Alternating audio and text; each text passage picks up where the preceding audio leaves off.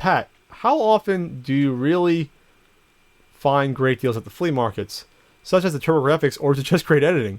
Yes, I have a big CG budget with Wii to digital, and they just CG in all the consoles I find. There are weeks where I film, I find nothing, and that has happened in one episode where I filmed the whole episode and found like literally next to nothing. I want to say that was volume 15 or 16 or so, something like that, 14, where I didn't find anything. But most of the time, it's hit or miss at the swap meet. But for some reason, I've had this weird knack, at least in the past years, that I always picked a good day to film. I'm like, you know what? I have a good feeling this is going to be a good day.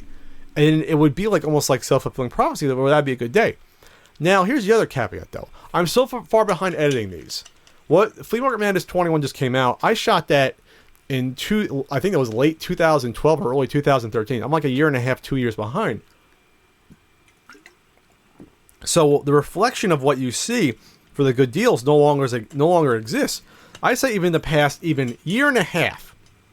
I say even since early 2013, the mood has changed at my local flea market, where it's a lot more resellers and a lot more harder to find stuff. And again, before that, it was probably 2000 and, basically every 2 years, I'd say 2000 and 2012.